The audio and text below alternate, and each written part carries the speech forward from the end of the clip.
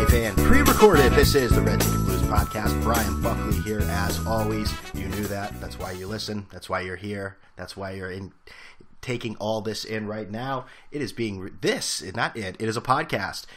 It is this, come on. This is being recorded on March 30th, 2015 to hit the internets on the 31st of March for your listening pleasure. How's everyone doing?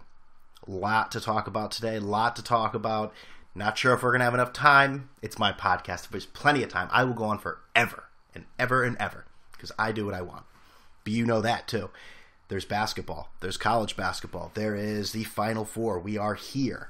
There are two bickering assholes in Boston. Very unlikable. Names, David Ortiz. The other, Dan Shaughnessy. That's always interesting. They can beat the hell out of each other. We'll sit back and enjoy every second of it. We'll discuss more of the tournament, not just the Final Four teams. We'll discuss what's going on, what happened, why I think the things I do. Not sure if there's not going to be a lot of stuff to back that up. Could be just ranting, raving, opinions that are awful. But you've come to get used to that as a staple on the Red Ticket Blues Podcast. Did I say this was the Red Ticket Blues Podcast, by the way? You can follow me at BrianBuck13, and you could also listen and subscribe to the show on iTunes, YouTube, and TuneIn Radio, where, those are all great venues. I can't stress it enough. That's where you get the knowledge. That's where you get to hear me tell you everything. Okay. And we'll also talk about the NFL and how they're disciplining people. Well, some people, not all people. I guess they pick and choose who they discipline and for what reasons and so on and so forth. Just the walking contradiction that the NFL is at all times. The NFL we've come to grow to love. But we start with the obvious. We start with the NCAA tournament, and we have 4 teams left. We have the University of Kentucky, which was a foregone conclusion. Well, not so fast. Notre Dame gave them a great game, but Kentucky is in Indianapolis where everyone expected them to be. And by the way, they're undefeated. Have you heard? Can you go on ESPN and not hear all about how they're undefeated? It's a big story. I understand. So I can't knock ESPN there. That's news. First team in 26 years to possibly go undefeated. We will discuss, let's get to, there are 3 other teams. Let's not anoint them yet, Brian. There's Michigan State, the number 7 seed, who a lot of people didn't expect to be there. And a lot of people didn't expect it to be Michigan State and Louisville. Some people even thought Louisville would be out in the first round. Well, that one person being the almighty, all-knowing expert on everything, Michael Patrick Francesa. Mike, tell us how it's going to go. I will probably go against Louisville in the first round. UC Irvine. You don't want to think about UC Irvine. Listen, 7'6". Yeah, they're not any good. But I wish there was a different team there. But my point is, I just think Louisville's awful. I think this is Rick's worst team in a long time now. That's classic Pope right there. Classic Pope. There's also Duke University. Another number 1 seed who, they basically, I guess it was close with Gonzaga there yesterday on Saturday when they defeated them, but eventually, they ran away with it, pulled away, and they'll be facing Michigan State in matchup on Saturday. Kentucky, they will face Wisconsin, a team that went toe-to-toe with Arizona, a rematch of last year's Elite Eight, and Sam Decker and Frank Kaminsky. 27 points for Decker, 29 for Kaminsky. Decker, he looked great. I don't know. He has improved this year. Every year he continues to improve. He's a junior this year. I'm not sure if he's going pro. You probably think he may. He's a big guy. Still needs to put on some weight, but man, he really, that was a coming out party. Not that we didn't know who he was, but maybe to the casual basketball fan, that was quite a performance against Arizona, and they're going to face off against Kentucky. So that should be interesting. We will let's see. Where do we start with this? Where do we start? I guess we start with, let's go back to Kentucky just demolishing West Virginia. Off the shit-talking from the freshman Daxter Miles of West Virginia, saying that he predicted that they would beat Kentucky. And that was, I feel bad for the guy, because Kentucky killed them 78-39. 78-39. That's almost 40 points. That's 39. Through my powers? Yes, 39. So, Daxter Miles, unfortunately, you think about it. This guy's a stupid freshman saying dumb things. He's going to be known for the rest of his life for making that statement. the chances are he doesn't play pro ball, or at least in the NBA. And you know what people are going to remember? Dexter Miles. Oh, yeah, he's that guy that said that stuff. And then they found him in a bathroom stall hiding from the media. That's why you got to watch your mouth, man. You got to watch your mouth. You got to watch your tweets. It's, oh, man. That guy's going to be paying for it for the rest of his life. And it's not fair, but neither is life. So what are you going to do? But they took care of them. And I guess I'm sort of spoiling everything by going to the best game of the weekend when Notre Dame and Kentucky played on Saturday. And I mean, that was a basketball game as opposed to the other ones that weren't basketball games. I mean, that went back and forth, and I honestly thought Notre Dame had a chance. Kentucky had not played a team like that before. They had never played a team like Notre Dame, who the problem with Notre Dame is, well, they couldn't. They play they don't play a lot of guys. They play 7 guys, and they were able to hit their shots, but and tough defense on Kentucky, but they kept going back to the well and Karl Anthony Towns. I mean, that guy, he has emerged as probably the number 1 pick in the draft, in this upcoming draft. He may go back to school. He may. He's really into school, I heard. No, he's not. He's going pro. Come on. He's a Kentucky player. He's insane. He's a large man who can just back you down and do that simple little jump hook over and over and over again. He didn't. How many points did he score in the second half? I don't have that in front of me exactly, but I mean, it was almost an automatic. Notre Dame could not. They said, you know what?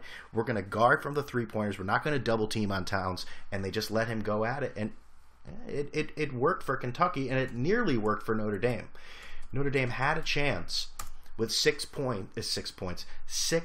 seconds left to take the length of the floor, and Jerry Grant maybe hit that 3 to get that 69-68 win, but it was 68-66 as the shot was too long. Notre Dame, I'm not really sure. Now, I bring up Mike Francesa again, and I've heard other people say this, that they used a costly timeout with 33 seconds, Notre Dame did. And I don't know why. You're going up against a team in Kentucky. Why would you use your final timeout? You have to assume almost, and I hate assuming, especially in a basketball game, but there's a good chance you could be down in the final seconds against Kentucky. Now, 6 seconds with a timeout, you're still going to have to take it the length of the floor, understood, but wouldn't you rather have set up a better play than Jerry Grant just running down the sidelines and forcing a 3 in the corner? I think maybe some sort of play to set up. I don't know what exactly Mike Bray's terminology was there, but unfortunately, Notre Dame down the stretch in the game, they played such a great game, such an organized game, and then those last 5-6 possessions were so wild and so uncharacteristic of the rest of the game. It was a lot of hero ball, but you're rooting for Notre Dame there if you're human, because if you're rooting for Kentucky, then, well, you're either a homer or you're a Kentucky fan. Well, aren't those the same too? No, let's get this straight. Let's go back. Bandwagon jumper or a Kentucky fan. There we go. But Kentucky does what they do. They win 38 times. They've done it. So John Calipari, and with the heartfelt John Calipari, and I'll say this about John Calipari. Some may accuse me of being jealous of a guy who has basically perfected the one-and-done system and has controlled his program to just overrule that program better than any other program in the United States. Some may call it jealousy. Some may say, some may call it jealousy. They may say other things too, but that's the main thing. Calipari, there's scum in college basketball, college sports. There are coaches that will sell their mother's soul for a 4-star recruit to possibly get that coach a bigger contract or even a better job.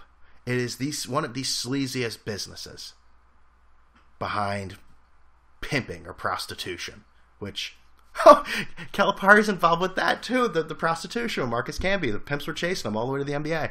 Oh, that's right, that Final Four doesn't exist. But I mean, they don't care about academics, just like every other coach. No coaches care about academics. They care about athletics. I mean, do you think a guy cares about an SAT score or anything. But Calipari doesn't care about that either. That's right. Somebody took Derrick Rose's SATs for him. Oh, yeah, he doesn't care about that. That's right. But you know what he does care about? Other than being condescending towards Notre Dame, as acting as if they didn't belong in the game. He cares about the parents. The parents of the recruits for Kentucky. I tell you what, I haven't done this, but I want to thank the parents of these young people for allowing this to happen. You know, there's slime, and then there's John Calipari slime. Even after he's winning the game, you do have to give him credit in this sense. When he says that sort of stuff, it sounds shallow, and with Calipari's record, it sounds real grimy. But at the same time, he's recruiting. He's sending that out to kids, and more importantly, kids' parents saying, you know what? That guy wins games. He gets kids in the NBA, and you know what? He respects the parents. The job that maybe other coaches don't care about. He respects me. The guy is good at what he does. I can never take that away from him. He may not be the best X and O coach in the world. The motivator and recruiter he is. The way that he can get these egos onto that team in Lexington. And when do you ever hear anything bad about that program? About anytime you hear something bad about John Calipari, it's him. Rarely is it the players. Well, if it's his undoing. I'm not even being sarcastic right now, but when do you ever hear issues come out of Kentucky? Whenever do you hear beefs coming out of Kentucky? Or police blotters, students and academics? He's done something there. The only issues I've ever seen is maybe a pouting Aaron Harrison on the sidelines, but I mean, that may just be his demeanor. So, say what you want about Calipari. I have my opinions, and I'm not going to completely denounce the guy, but you have to give credit where credit's due, and they're 38-0, and they will take on Wisconsin. Wisconsin took care of Arizona in a game that you never really thought Arizona had a chance in. Not had a chance, they were in the game. But down the stretch, I think when you have two guys just dominating, especially the way Decker was, and he hit that three from the corner that went straight up like a spaceship coming out of Cape Canaveral and then plops right down in the hoop. And he walked back with that shit-talking look on his face like, yeah, I've been here, I did this. And how often do you see that out of a white guy? I mean, and it's not because of the demeanor, just white guys don't hit big shots like that. So, it was good to see, actually. We'll see. He's been improving. I mean, they've said it several times during the games that he's gone to the LeBron James skills camp this offseason. So maybe that will propel him into the NBA this season. Frank Kaminsky just continues to get better and better. This was sort of his coming out party last year when the world really started to hear about Frank Kaminsky. He had 29 points. Now, they're going to take on a Kentucky team, and Kentucky is only favored, by 5 points. This is the first game in the NCAA tournament that is in single digits that Kentucky is favored by. That's pretty remarkable when you think about it. It took getting to the Final Four where you had single game being favored against single points. Notre Dame covered, by the way. Obviously, it was 2 points. Come on, Brian, get with it. Sometimes I just gotta yell at myself. In the other game, we had Louisville versus MSU. Michigan State. That is the team. Louisville. God, I don't really know what to say about this game. This was the game, the games with no real superstars in them. You just sort of two grinded out teams. And Michigan State, I mean, again, you have to give Tom Izzo credit. They're 27-11 this year. They're number 7 seed. And Michigan State has one top 90 recruit on that team. One! Think about that when you have the University of Kentucky's in the world. John Calipari gets all of the blue chippers you could possibly imagine. The McDonald's All-Americans from here as far as the eye can see. Michigan State has one top 90 recruit, that being Brendan Dawson. The guy is good. The guy is good at what he does. And obviously the pictures after the game, the players love him. They're all over him, playing with his hair, giving him kisses. What kids do. Do adults kiss men? Is that a normal thing in college? Anyways, where am I going with this? Towards the end of the game there, it went into overtime. Louisville and Michigan State, nobody could hit a free throw. That was a disgusting display of free throw shooting right there. That was how kids don't do this. Neither team could. That game would have been long over before overtime if any of them could hit a free throw. But Michigan State prevails, and they'll take on a Duke team, which took care of Gonzaga. And, well, first they beat... Duke took care of Utah, and I remember watching the game before the Kentucky-West Virginia game, and Jim Nantz, I mean, he didn't give Utah a shot. He was very excited to see certain matchups that would suggest that Duke was going to win the game before the game had even started. So, I mean, classic Jim Nantz. Well, I don't know if it's classic, but for all the nice guy routine he does, he really does have his favorites, and Duke was certainly one of them, as he also said the same thing in the Gonzaga game, which Duke eventually ended up winning. So Nantz does look like he knows what he's talking about. He's been doing it a long time. He said, I can't wait to interview Jahlil Okafor's father next week. This is in the middle of the Gonzaga-Duke game, basically insinuating it's going to be a long week of interviews for the Final Four that Duke will be in. So, Jimmy. I'm surprised Gonzaga and Utah even played when you were predicting the future like that. But Gonzaga and Duke was an interesting game. Justice Winslow, the freshman, now the guy continues to put up big numbers. I think he's a great player and has a lot of potential. You start to hear announcers in the internet talk about how this guy was a top pick. This guy could be one of the top picks in the draft, and I didn't see it. I said, really? I mean, he's good. He's got a lot of potential. He's young. He's a freshman. But there I went. I went to NBADraft.net. Top 5, number 5, Justice Winslow. So, like many times, I have no idea what I'm talking about. I am not a scout. I'm a podcaster, damn it.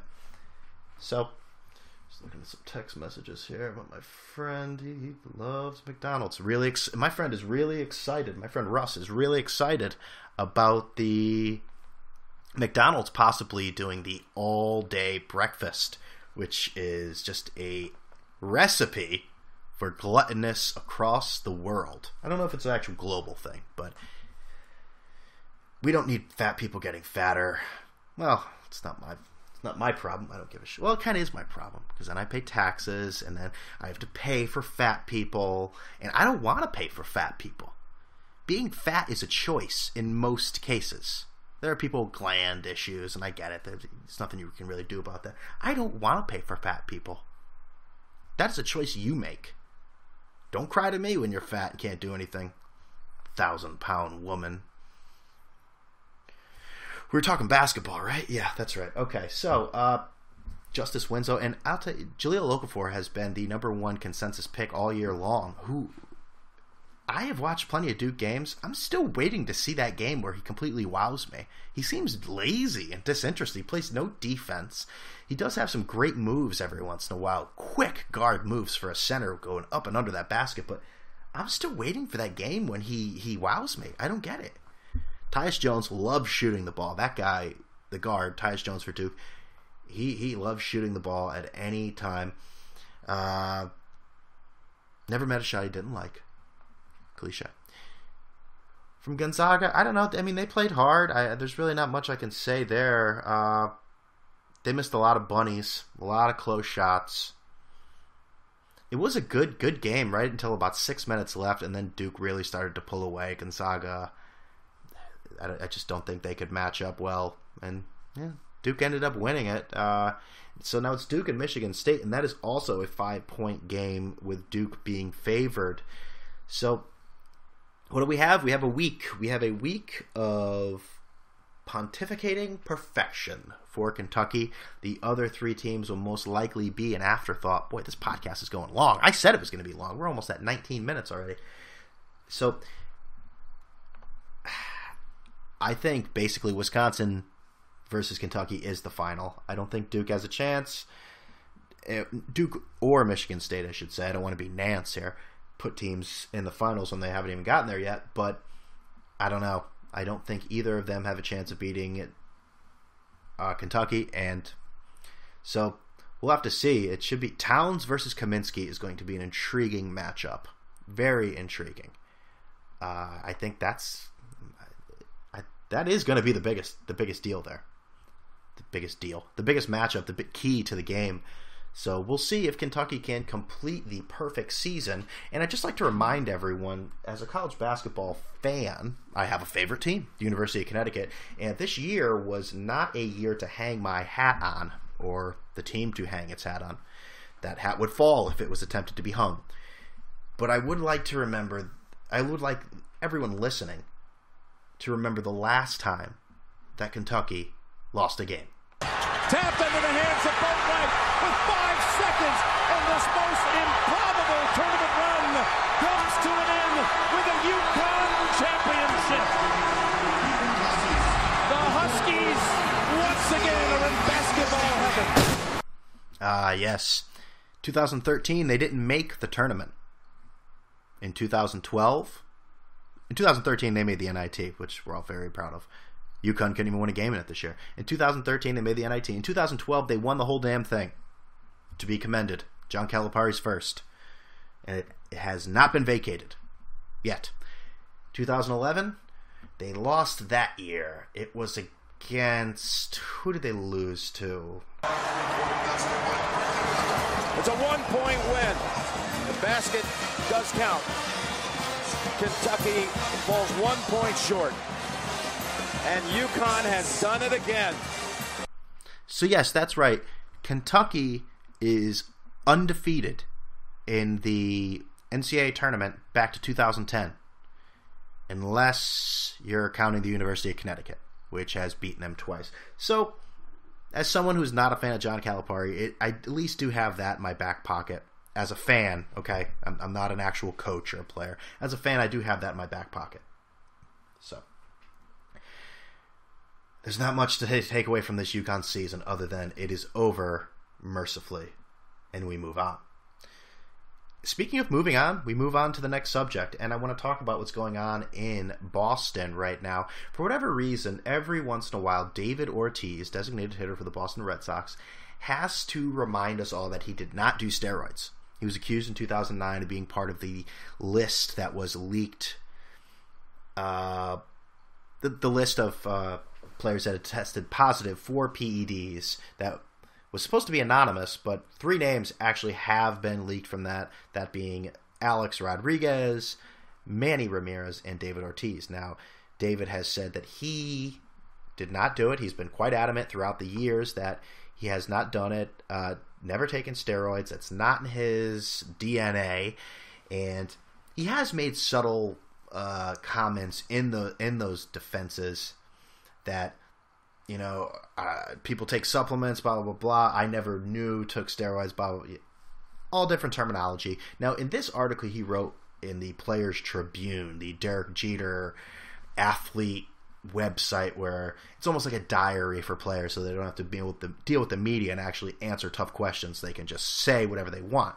Now, what Ortiz has said in here, that he never knowingly took steroids. Knowingly took steroids is usually the first thing you say before the actual admission of steroids.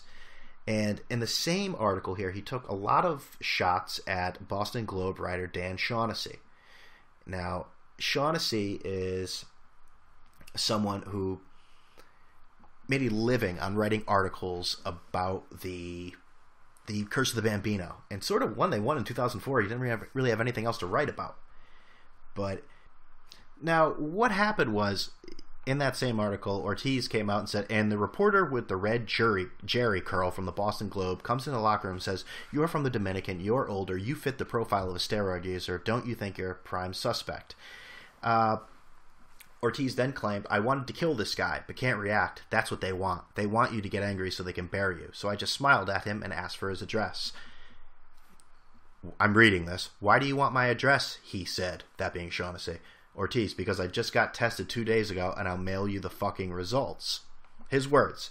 Now, at this point, I really think that I really don't care. We all know it's pretty likely David Ortiz did steroids, but as we're learning, So did everyone else. And at this point, I don't even give a shit. It just stopped coming out and telling us that you didn't do steroids. It's almost like, yeah, we moved on. Oh, wait a minute. Man, maybe you did do it. You're planting a seed in everyone's head to just remind us that you were accused of doing steroids.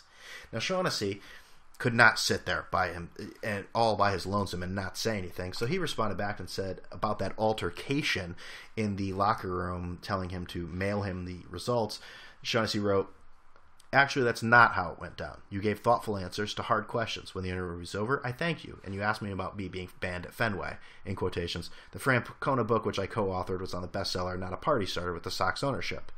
We had a laugh about it, and when you took a selfie with me, then you texted it to someone we both know. When you quickly got a text back from that individual, you came back to the clubhouse to share the response. I did not think you wanted to kill me, and I would not violate the trust of that private moment if not for your missive in the Players Tribune. One of us must be misremembering.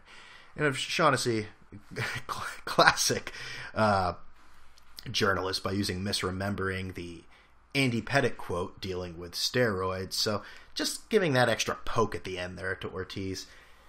I could care less about both of these individuals. Ortiz is a great player. He's always going to have that steroid thing hanging over his head, and I think for good reason. He did steroids. Get over it.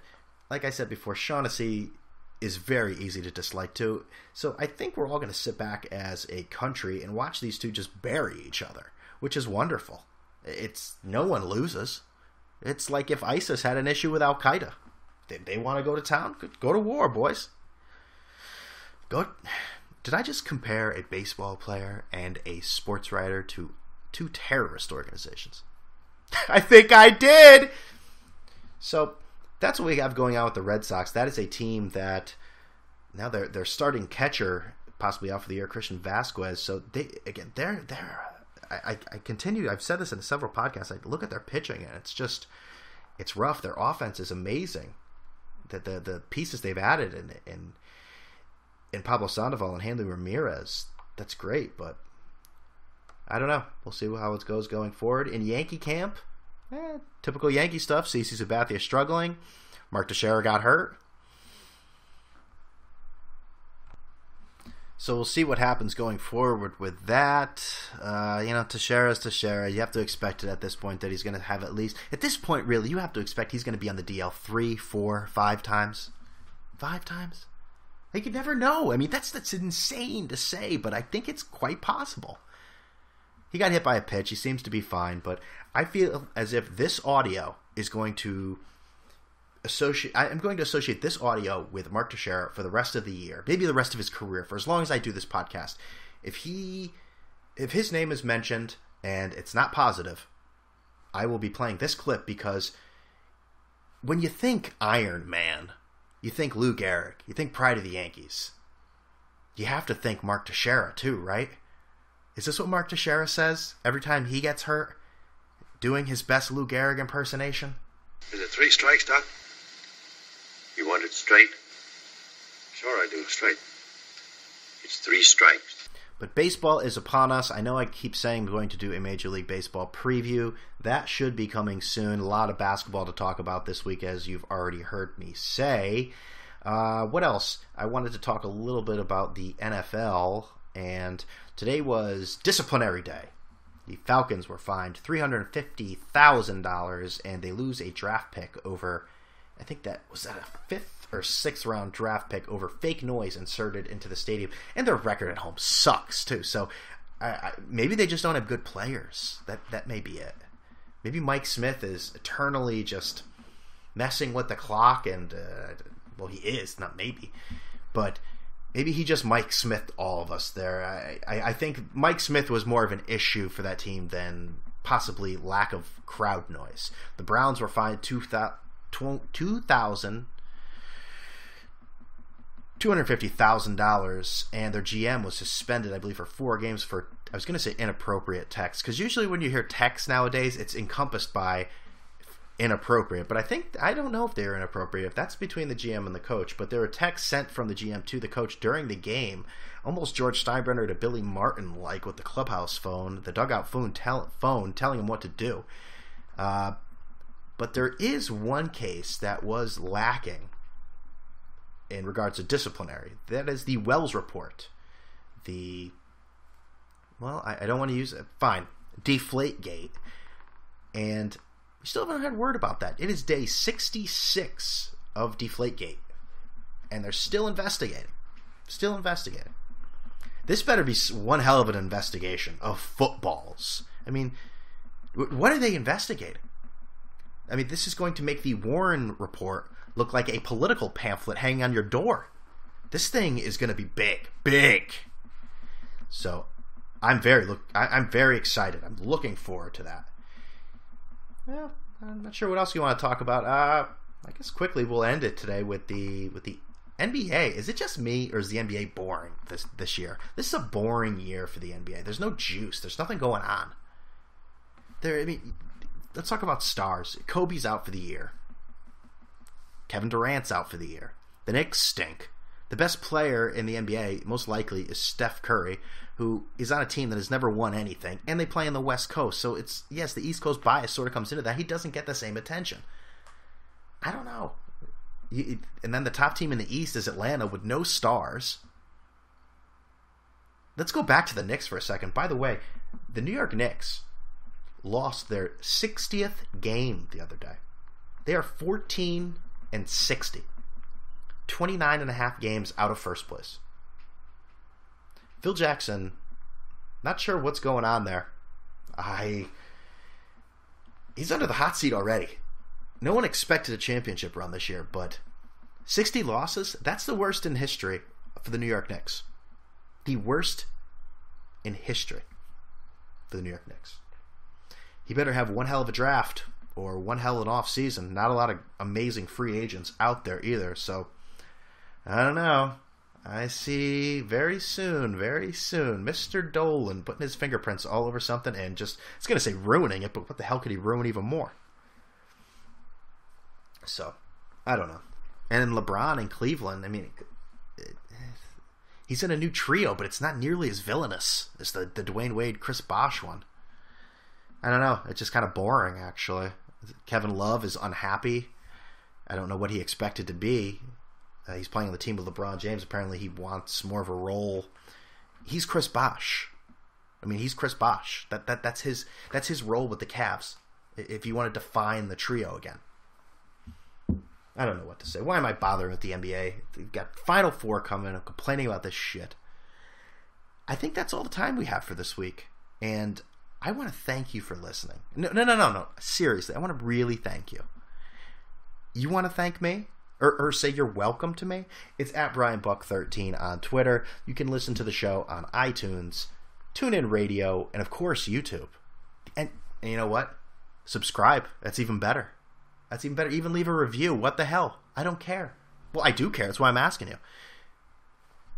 Ladies and gentlemen, thank you for listening as always. I will speak to you soon. I'm going to try to do 2 podcasts a week, so maybe you'll be hearing from me later on this week. You won't know unless you subscribe. But I'm blabbering at this point. I'm rambling. So what I want you to do, I want you to have a good day, a good night, and I'll talk to you later. I'm out of here.